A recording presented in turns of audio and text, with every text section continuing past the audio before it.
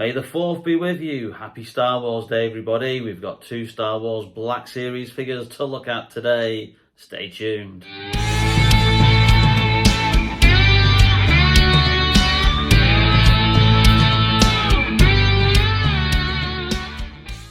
Welcome back to the channel, and in today's video for Star Wars Day, May the 4th be with you. You're going to get sick of me saying that. We've got 2 Black Series special figures here to have a look at. First of all, we've got a Luck Skywalker and a Yaslamari, which is actually based on his appearance in the Heir to the Empire book and comic.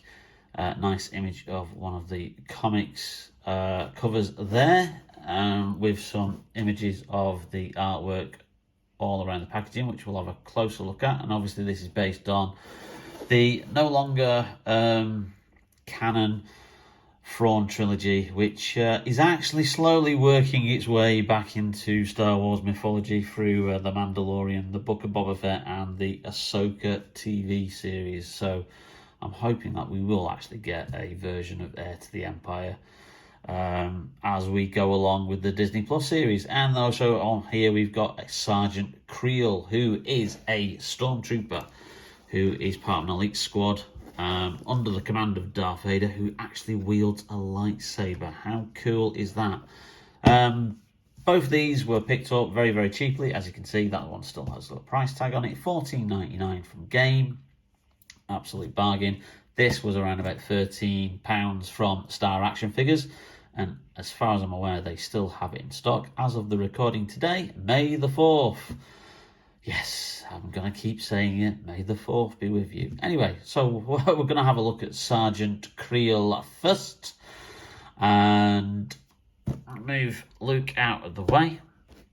Now, this is only the second Stormtrooper figure that I have. I only have one other Stormtrooper figure because they make them and they don't make enough of them. And I've got this battle damaged one, which is part of my I have him displayed with Darth Vader as part of the centerpiece, where he's storming the blockade runner at the beginning of Star Wars, where it all began way back in 1977. So yeah, unfortunately, that is the only Black Series Stormtrooper that I have. But Hasbro did announce yesterday that they are re-releasing the Stormtrooper in the archive range. So hopefully we'll be able to pick a couple more Stormtroopers, because even when they do re-release these figures every so often, they literally just don't make enough of them, which is strange because they are army builders. And people do like to have, them in their collections and have a nice collection of Stormtroopers. But there you go. So hopefully a further re-release will see me able to get some more Stormtroopers. Anyway, let's have a look at Sergeant Kreel. Some cool artwork there from the Marvel comic. Now, he made his debut in the Star Wars comic, which was actually set between the first movie, or Episode 4, A New Hope, if you want to call it that, and The Empire Strikes Back. And the Marvel comics that are being published now are now officially canon and part of the storyline, even though I still like the old original Marvel comics. They were cool. So some artwork on the back there, which is cool, shows him wielding a lightsaber. Artwork on the side from the comic, a bit of artwork on the bottom, and artwork on the top. And this is plastic packaging. So these were released before Hasbro changed it to just cardboard packaging, which is absolutely stupid when you've got a window like that and you open it up and then you've just got a piece of cardboard there. Which is the case with more recent comic book inspired Black Series figures. But there's a description there for you. Sergeant Kreel, formerly Undercover Agent 5241, serves as leader of an elite group of Stormtroopers, Task Force 99, better known as Scar Squadron, under the direct command of Darth Vader. And obviously for comic book purposes, you couldn't have like Luke Skywalker going up against Darth Vader week after week. month after month in the comics, so that's why these kind of characters are created. So let's get him open and have a closer look. Sergeant Kreel out of the packaging. Does come with 2 accessories. He comes with a standard Stormtrooper blaster, which is nicely detailed, but no real paint on it there. But as you can see there, that's your standard Stormtrooper blaster rifle. And he comes with his lightsaber, which does look as if it's a little bit based on the one that Plo Koon and Ki-Adi-Mundi had, based on that hilt. But I don't have either of those 2 figures, but I'm just going off my lightsaber knowledge. And again, as usual, it will probably pop out, so you can have him either just with the hilt or with the blade. Now, lots of differences with this Stormtrooper, because obviously he is a commander. So I'm just going to do a comparison here. Now, I think this is based on the new sculpt. Certainly looks a lot better that Hasbro did in the event of The Mandalorian, and they reissued a Remnant Stormtrooper who was fully new sculpted. So they redid everything to do with the figure, because this was quite an old sculpt, and this was from the very early on in the Black Series range, way back in 2014. I think these kind of Stormtroopers were released. And obviously he has some subtle differences in the paint job, but also has a lot of extra features. So his breastplate is completely different, if you can see there, but the standard redone Stormtroopers have the standard breastplate, but redone, I'll just put him over there, but obviously a shoulder pauldron there with the Imperial insignia on it. He's got a data pad on his wrist. He's got another pouch on his upper arm. He's got a different section on the back, and that's like a jetpack that he has in the comic. So, and as you can see from there, there are some subtle differences in the actual Stormtrooper basic sculpt. And again, you got more pouches. You have got obviously the pouch for his blaster, which you can put in here, which is always handy. So it doesn't have to be holding that around. And then obviously you've got more movement and sculpting differences there, with him able to, I think, move his shoulders a lot better than what he originally did. Although actually saying that shoulder canopy is still causing a bit of a restriction there. So it may be that this takes elements of the new sculpt, but doesn't utilise it fully. And obviously he's got a pouch there, which is an addition on his leg, and an additional pouch there, which is not what you usually get with the standard Stormtroopers. Bit of different paint applications there. And of course you can have him holding the lightsaber. Now, the image of a Stormtrooper holding a lightsaber does kind of like cast your mind back to the pre-production artwork that Ralph McQuarrie did when George Lucas was trying to get Star Wars off the ground. And in one of those images you have a image of the Death Star corridor, and you've got a Stormtrooper holding a white bladed lightsaber, which was obviously just as George Lucas was trying to put everything together, still trying to finalise the script, but he used Ralph McQuarrie to do some designs in order to generate studio interest. And the only, obviously, studio that did was interested after he'd been turned down everywhere else, including Disney. Disney originally turned down Star Wars, was 20th Century Fox.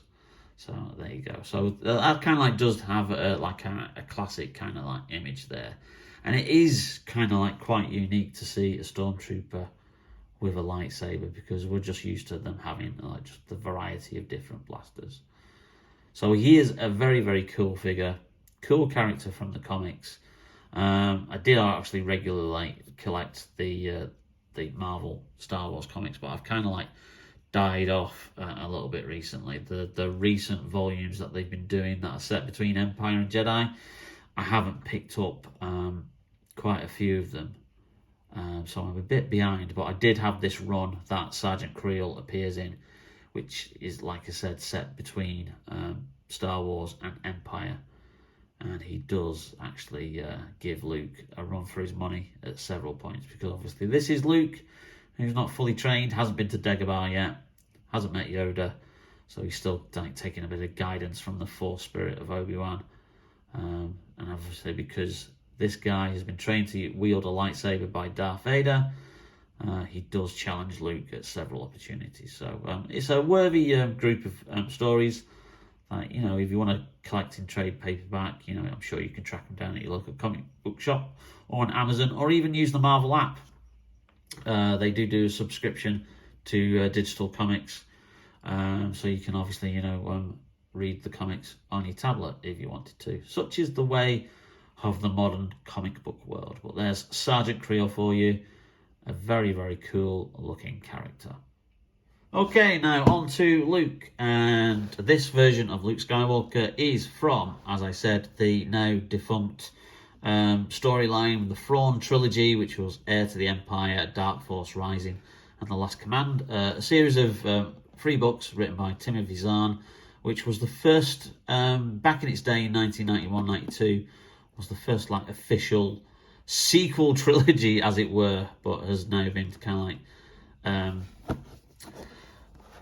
decanonized and is now under the Star Wars Legends banner, as you can see on here. Now, this was originally done for Lucasfilm 50th anniversary, way back. So this was released in 2021. And like I said, I picked this up cheap from Start Action Figures, where these comic book sets are usually around about 28 to 30 pounds. However, let's just go off on another rant about Hasbro price rises. They've recently done one, which is a black Boba Fett from one of the recent Marvel comic books, where Boba Fett had to paint himself black to go undercover for some reason, from the War of the Bounty Hunters limited comic book series.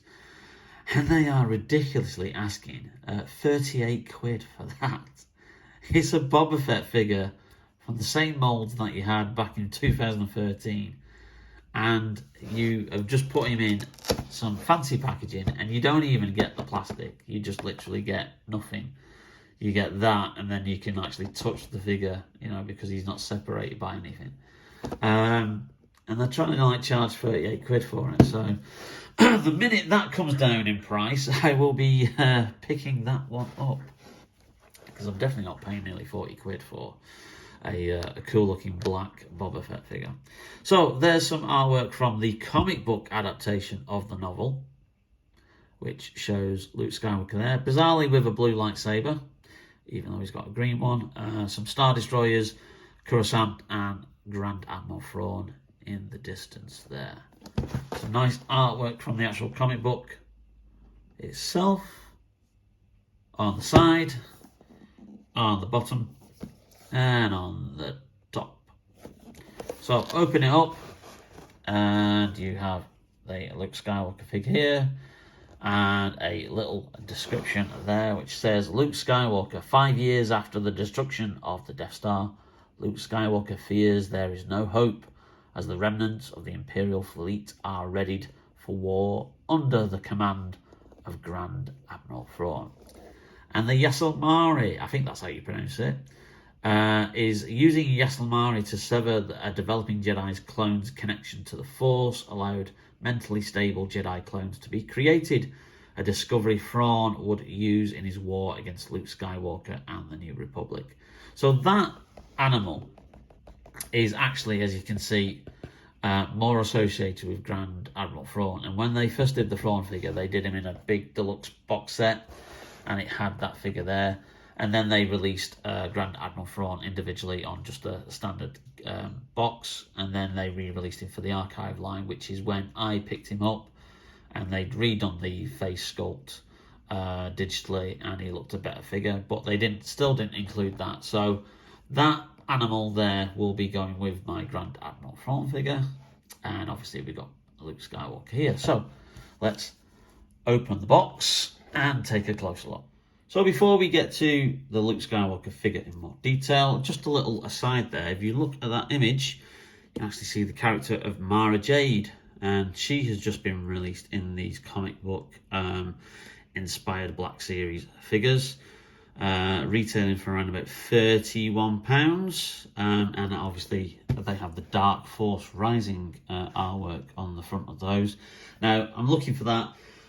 It is in stock on Hasbro at full price, but I'm hoping it comes cheaper somewhere else, so I'm just going to keep an eye out on that, because I would like Mara Jade to go with Luke Skywalker, because she is, you know, his future wife.